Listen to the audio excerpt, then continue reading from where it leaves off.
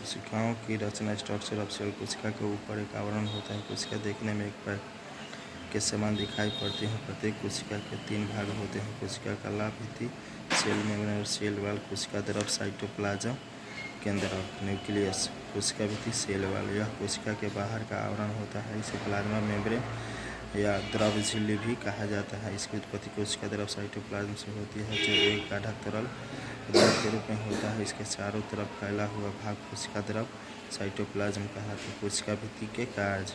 Function of cell wall. कोशिका की कोमल संरचनाओं की रक्षा करता है।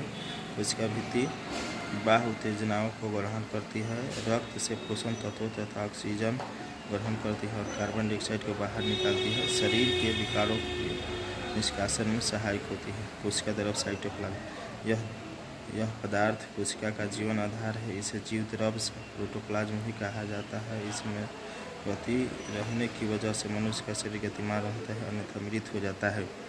इसी पर कोशिका की समस्त जीवन क्रियाएं वृद्धि, श्वसन, गतिशीलता, पाचन, उत्सर्जन, चयापचय, उत्तेजनशीलता तथा प्रजनन आदि निर्भर करती है। इसके नष्ट हो जाने से समस्त जैविक क्रियाएं रुक जाती हैं। फलस्वरूप प्राणी की मृत्यु हो जाती है। कोशिका द्रव चारों ओर से जीव द्रव झिल्ली या प्लाज्मा मेम्ब्रेन द्वारा घिरी रहती है। केंद्रक यह बहुत ही महत्वपूर्ण पदार्थ है। यह कोशिका की उत्पत्ति एवं वृद्धि का एकमात्र आधार है। कोशिका का जीवन इसी में है। जीव द्रव में ही एक विशिष्ट अंग केंद्रक न्यूक्लियस रहता है। केंद्रक ही सभी क्रियाओं का संचालक होता है। किसी कोशिका में एक से ज़्यादा केंद्रक भी होते हैं।